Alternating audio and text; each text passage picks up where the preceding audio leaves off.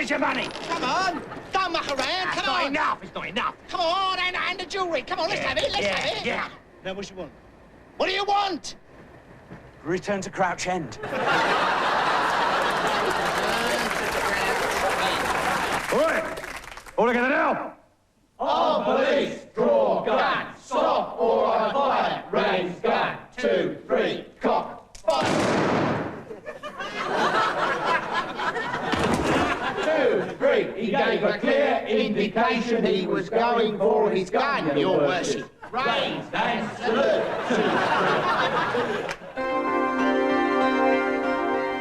A stunning achievement, this shot of Canadian geese in flight.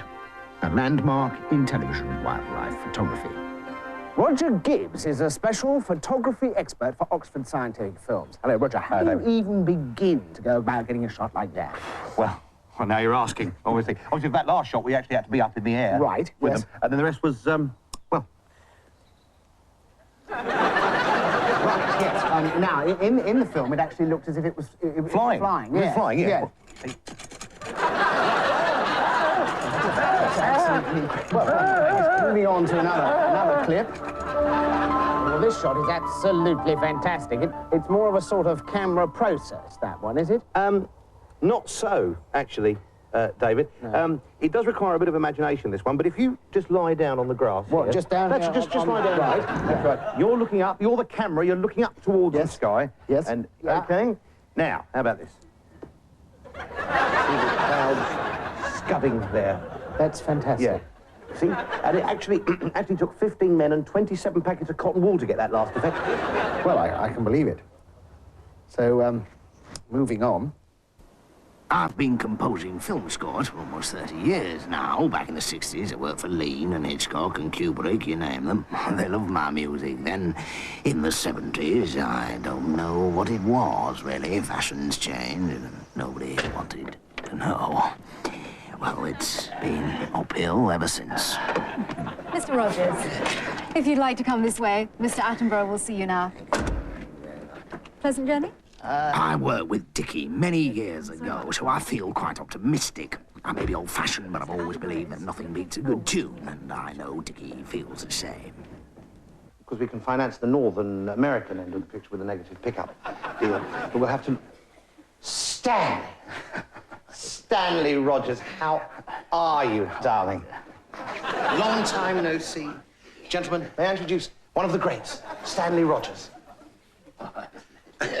Have you read the script, Stan? I have, Dickie. I think it's very moving. Thank you, darling. It's obviously, it's just rough at the moment, you know, but this is the main thing. I was walking down the beach one fine day, feeling a little bit randy. Who did I see coming my way if it wasn't me old mate Gandhi? If it wasn't me old mate Gandhi, I was walking down the beach on another day and my toes were getting sandy. Oh, did I see swimming in the sea if it wasn't me old mate Gandhi? If it wasn't me old mate Gandhi. Obviously, I'll do the orchestral arrangement, you know, to sort of beef it up. Yes. Dickie liked it, I think. But apparently Ben Kingsley can't sing for toffee, and as I've never composed anything for the sitar, that was that, really. Excuse me, Mr. Rogers. I've never worked with Cubby before, but Harry and I are old chums. Jane, I want you to hold all calls. I have Mr. Stanley Rogers with me. Cubby, this is Stanley Rogers. Yeah, it's a great honor, Stanley. I hope you like it. She looked at me across the table. I said, don't be a brazen pussy. She said, do you know who I am? I said, yes, you're Octopussy. She said, I don't like lobster. I said, don't be so pussy. She said, do you know what my name is? I said, yes, it's Octopussy.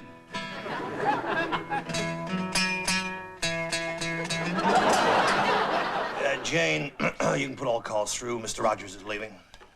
So long, Stan. I was just a bit too modern for them, I think. They don't take risks, you see. They've worked with John Barry for too long. Still, that's their loss. I've never met Francis Ford Coppola before, but I've heard he's a bit of a tearaway. She said leave it till Monday. I said no. She said leave it till Tuesday. I said no. She said leave it till the end of the week.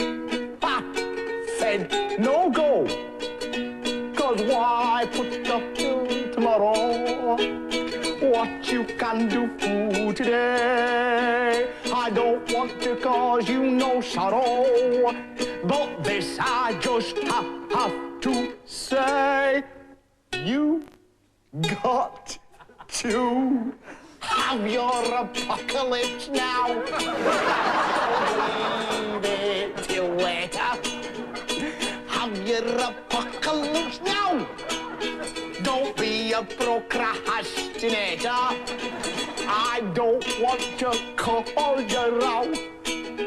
I don't want to lower the tone. So have your apocalypse now. And then we can all go home. You're hired.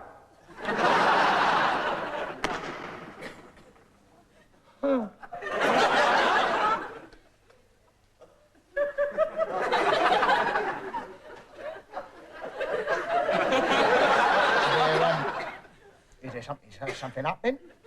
I've just been to see the quack. Oh, dear. Have you got your old trouble again? Yeah. Trying to starve off work? No, you don't understand, mate. I'm done for. I'm not much longer for this world. My number's up. What, you mean you're ill? Yeah. Yes, I'm ill. I didn't know you were sick. I mean, you look terrible, but I didn't know you were sick. You always look terrible, don't you? Well, you know those pains I've been getting in my back? No. Well, I've been getting these pains in my back, and they have diagnosed them now as twinges. Twinges? Yeah, fatal twinges. Is that right? Is that what you got? Yeah. Twinges. Yeah. Twinges coupled with shooting pains, tremulous palpitations, and chronic drowsiness. Oh, well, you ought to see a doctor then. I have seen a doctor. Oh, yeah. I went down to the health centre. I saw Frobisher. Oh, yeah. What did he say? He said he couldn't help me. He's a terrible doctor, isn't he? Lousy. What's his no good at all? Lousy. Is that all he said? I mean, you should have asked for a second opinion. Well, I did. And? He said I was a work shy layabout. Yeah, well, that's another way of looking at it, I suppose. Is that all? He did all the usual Yeah. stuff. He told me to give up smoking and all that. Yeah, did you? Well, while he was examining me, yeah. But, I mean, it's ridiculous, isn't it? I mean, 8 years at medical school, drinking all those gallons of beer and playing rugby, and that's the best they can come up with. Oh, no, give up smoking. What do they know? They don't know nothing, these doctors. Anyway, I went down to the new surgery at the bottom of the hill. Yeah. And I saw the doctor there. He's a nice bloke, Dr. Locum. Yeah. He was, And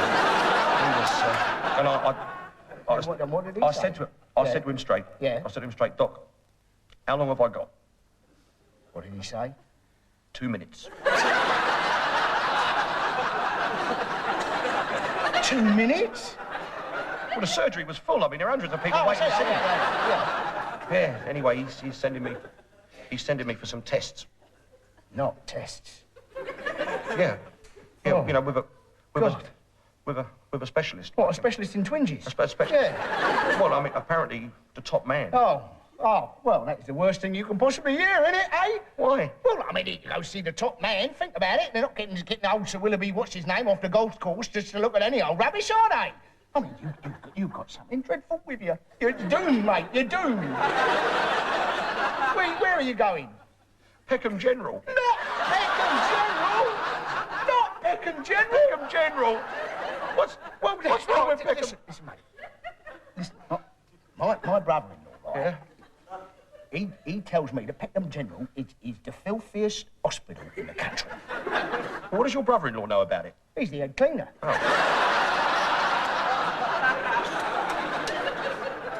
I wouldn't go in Peckham General if you paid me. Well, they did pay you. You was a porter there for 4 years. But I didn't go in there. No, did no, I? you didn't. No, that's true. That's true. Oh, I tell you, mate, whatever you do, all right, whatever you do, you'll be all right, but if they tell you, right, Yeah. they're putting you on Primrose Ward, don't go there, don't go there, don't go there. Why not? That Primrose Ward, death row, mate. Yeah, nobody ever comes out of Primrose Ward alive. What, nobody? Well, some of the nurses occasionally, yeah. But that is the holding bay for the mortuary, Primrose Ward. That is, yeah. Hold on a minute. I'm only going there for a scan. Not a scan!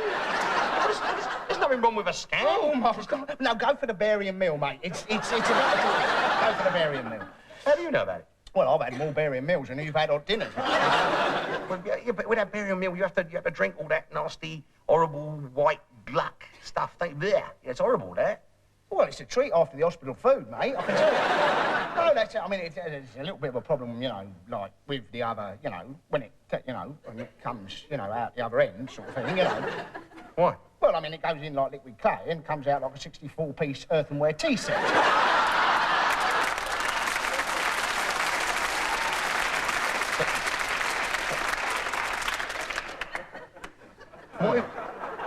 What if you've got constipation? Well, then you've got an early Henry Moore on your hands, haven't you? What colour is the cat? Black and white. Black and white. And what colour is that? Black. Black. Moggy Cat by Sarah Jane Cornish.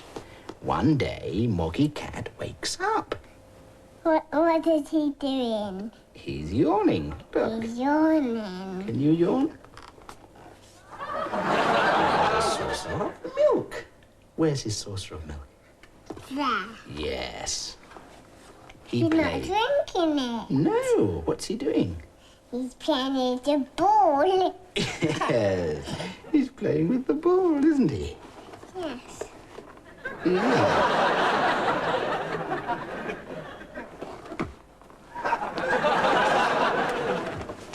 Yes. A snip at 4:50. And here are some late racing results. The 2 o'clock, Gilby Vintner's Novice Chase. First, number 12, Desert Flower, 6-1. Second, number 15, Princeton Boy, 2-1 favourite. And third, number 4, Mr. Halib's Delight, 11-4. 12 ran. The 2:30, Seagram Maiden Chase. First, number 7, Bowel Movement, 7-2. Second, number 14, Slap My Thighs with a Large Banana, 11-1. And third, number 8, Saturated Elephant Skipping on a Ford Sierra. Ah, yes, is he cool, Colhoun, 15-2. 10 ran. The 3 o'clock, Lambert, Parker and Gaines Handicap Chase. First, number 6, 5-1. Second, number 13, 7-4. And third, number 9.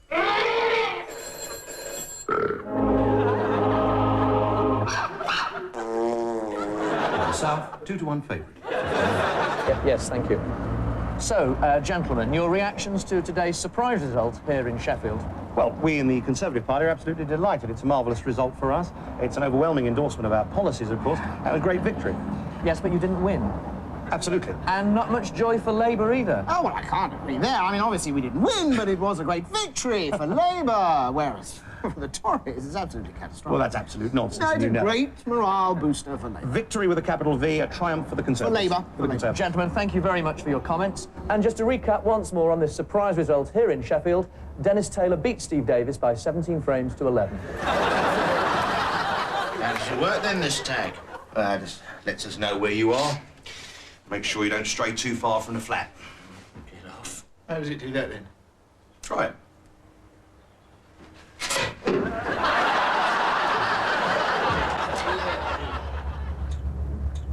Have you got the time at all? What do you want to know the time for? Well, I'm hoping to catch the London train. Well, what do you want to go to London for? Nice up here, isn't it? Oh, yes, yes. It's lovely. Just I happen to live in London, so I find it convenient to be there from time to time. I don't know. So is it possible to go a bit faster at all? Nobody ever got anywhere sooner by going faster. You're not in London now, you know. I don't think I will be at this rate.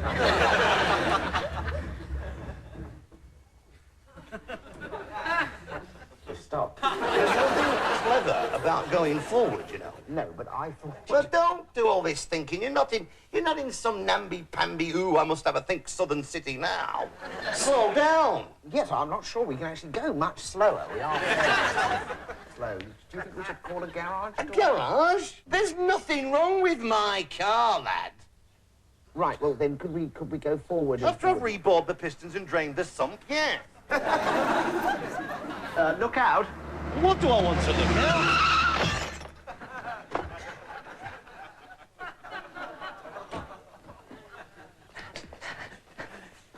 Are you all right? Why shouldn't I be all right? Well, I've just been run over by a truck. It's only half a ton of Land Rover pinning me to the road, lad. Don't worry. You'll get your train. But you might die. So? Well, We're not in your, ooh, I want to go on living as long as I can, southern city now. A little bit of death never hurt anyone, Sonny Jim. Should we get an ambulance? What do we want to get an ambulance for? Well, stop reading. There's more important things in life than breathing, lad. Go away! Why should I go away? We're just in here. Don't worry, you get your train. No, just go It's away, only in please. the station. It's not going anywhere. I'll come back here.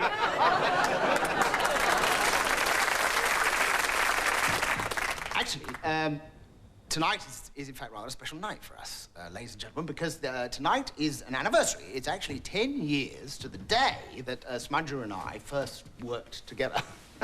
10 terrific years. And we find it absolutely incredible. We should be sitting here. A whole decade, eh? I'm so sorry. Sorry. Are you actually going to do that? What, get off my stool, you mean? No, I mean all this. What all this what? Well, all this groping thing. Groping? What do you mean groping? I mean, are you going to fondle me with your big sweaty paws in a filthy and lascivious manner? Hey, come on, loosen up, Look, man. please! Leave it. Just get back to your own... Stop invading my space, will you? What is wrong? Do you know, I don't believe... I've never noticed this before. You really don't like me touching you, do you? Do you? No, don't. No, you don't. You don't. It's because you're Welsh, isn't it? Oh, don't be ridiculous! Sir, the Welsh are a very tactile nation. Well, what is it then? What is it? I mean, what is it? I mean, what, you don't like touching other men? No, it's not that. Well, No. what is it? I just don't like touching you. Do you know something? Your whole life has been ruined by public school. Did you know that? It has. Sex to you means being chased around the dormitory by the older boys. Yes, it does. Being beaten across the bare buttocks by a prefect with a leather-bound copy of Winnie the Pooh. That's your one. Don't try and turn me on when I'm on the telly, Mel. Griff, this is an outdated hang-up. We're talking about touching someone in a friendly way. I mean, there's no social stigma attached to it. Like Frenchmen touch each other all the time. Yeah, I'm sure they do, yeah. Italian men hold hands. Well, why don't you work with Victor Spinetti, then? You are a positive knot of neurosis. I am not a knot of neuroses. Okay. Hold my hand. Come on, hold my hand. Come on, hold my hand.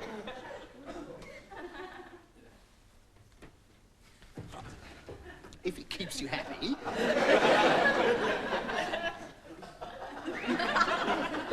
There you are. There. That's not so bad, is it? It's friendly. It's natural. Yeah.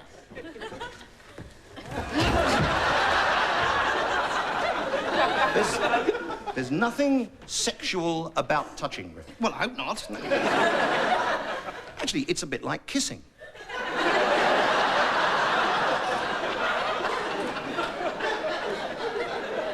There's nothing sexual about kissing. No, male kissing has no sexual connotation whatsoever. Ridiculous, of course it does. No.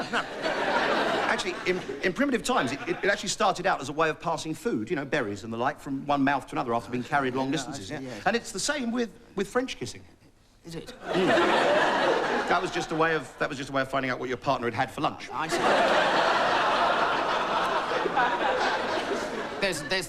There's nothing sexual about it at all. No.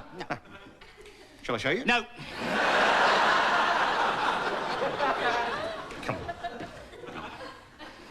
You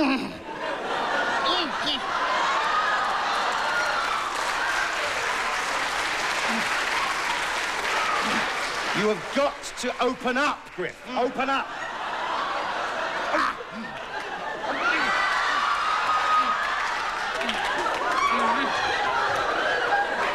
So.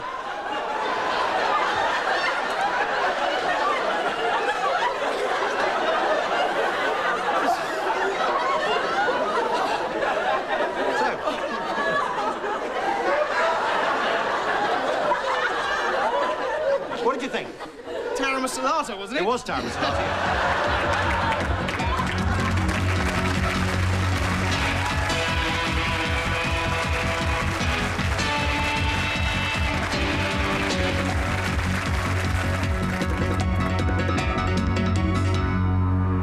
Our vests are Jean-Paul Gaultier, and our caps are Ralph Lauren. We've got designer shoulder bags, and I'm sorry, but I haven't got a pen. Can I use your phone?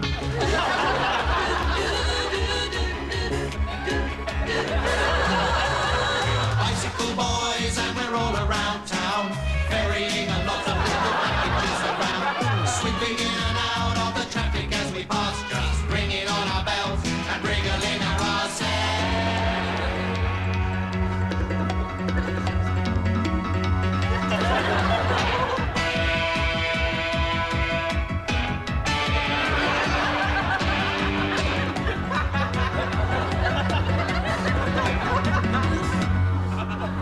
Any way you like it, 20 minutes flat, faster than a meteor.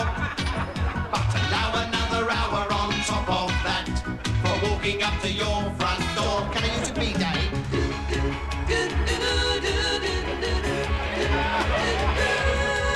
We're the bicycle boys and we're strutting our stuff, acting really wicked and looking really tough.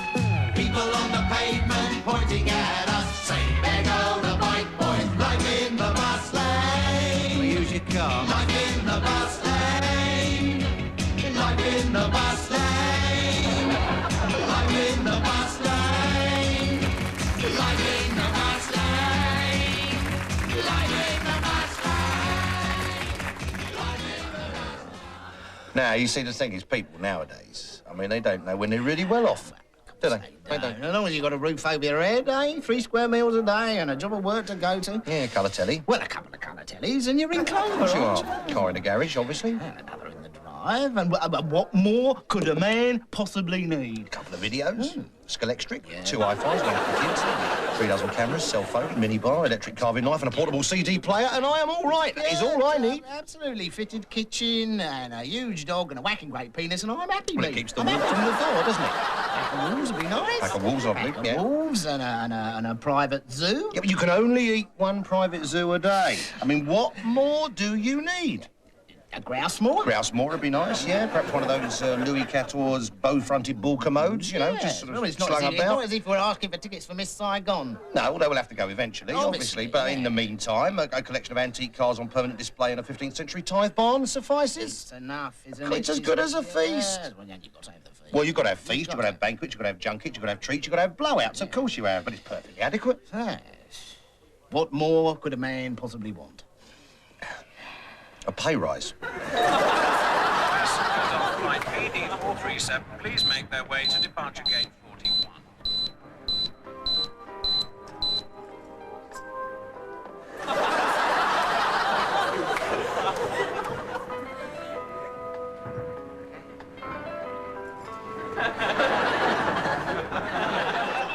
Hi, I am Chief Ramiro de Cuela of the Brazilian Police Force, Plainclothes Department. Rent boys, flagellation, pregnant secretaries bribing prostitutes. Why is it, gentlemen, that MPs indulge in so much irresponsible sexual activity? It's a tricky one, It isn't is, it, George? that's I would say at the end of the day, when the chips are down, it's because it is so much bloody fun. Blood sports, and generally everything that involves. I mean, how can we justify, you know, well, I'm trying to say here, well, individually, of course, you know, and as a group, I mean, I have to, you know, address what Or why? No, what? I mean, what do you think, Martin? If I can just butt in here for a moment. Oh, yeah, I wish you would, Blood yeah. sports are inhuman, they're obscene. Oh, hang on a minute. Sorry, darling. No, with all due respect, you're talking through your fat ass. Surely. I mean, forgive me, but man has always been a hunter, hasn't he? I mean, ever since the first prehistoric man picked up his thorny cudgel and brought it smashing down on the head of the baby woolly mammoth. Well, the baby woolly mammoth has ceased to exist. We are not living in the Stone Age. We're talking about murder. Oh, murder. No, it's far too emotive. Well, one thing, Oscar Wilde has something very interesting to say about hunting. I can't remember what it is, but it's very funny. Yes. But I mean, surely, let me see, there is one tribe that doesn't hunt at all. I mean, they don't. No, the Kiriani, they go down to the riverbank and they lay out little wicker baskets along that, and then they sing to the fish. There, you see, respect for nature, that's how it should be. Yes, but it doesn't work. I mean, they're extinct, the Kiriani, you see. They should have used dynamite like everybody else. Bring me a crocodile handbag and make it snappy. You see, the thing is, as far as I see it, the animals in the world, right, they're a larder. They're a larder provided by nature. Right, I had a larder. A bloody steering wouldn't work. I mean, please. Now, just a minute. No, please. Now, hang on. Now, yes. Now, look, can I ask you a question, right? Because, look, I mean, you eat meat. Yes. Right, and you eat chicken. Yes. Yes, and you wear leather shoes. Yes. Yes, and you're a Scorpio. Yes. Didn't I meet you at a party in Cricklewood? I don't eat fox. Well, you should do. It's delicious. I mean, they do it at Sainsbury's now, I believe. You get little pieces of fox in a special sauce. It's, what's it called? Chinese chicken, I think, but it... No, it's pathetic. Well, you would do, obviously. Grown man, so-called civilized adults chasing poor defenseless creatures halfway across the countryside in order to trap them under a thorn bush and have 75 blood-crazy hounds rip them limb from limb. It's only a bit of fun. Man is the only animal that kills for pleasure. That's right. Man is the only animal that kills between meals. That's right. Man is the only animal that plays golf. This is all. That's right. Isn't that the ultimate quarry? Isn't that the ultimate quarry, man? Oh, really? You've hunted a man, have you? No, not exactly. No, but I mean, in France, you see, was trying to get out of Chad in '63, and they asked me to go in and take out the main man. You actually killed him? No, I took him out. We went out to a little Indonesian restaurant. And we had Chinese chicken. It was right. It tasted like fox. As a matter of fact. So to sum up, if I may, I think what we're all trying to say here, well, apart from Irene, of course, and yourself, and you, is that, I'm sorry, my train of thought's completely gone. What were we talking about? Smith and Jones have gone again. Wasn't it amusing what they did just then? They made us trot, ho, ho, ho, with the television show. They got us by our funny bones. Those comic pranksters, Smith and Jones. They did their skits with such a... Smith and Jones continues next Monday at 9:30. And there's more comedy later tonight when Tim Brooke-Taylor stars as a man whose housebound wife writes a steamy bestseller. Join us for You Must Be the Husband tonight at 11:35. Stay with us now for English Soccer. An hour ago, they made us happy, they made us grin, so do us. If you've been tuning in, replace the receivers on your telephones because that's your lot. From Smith and Jones.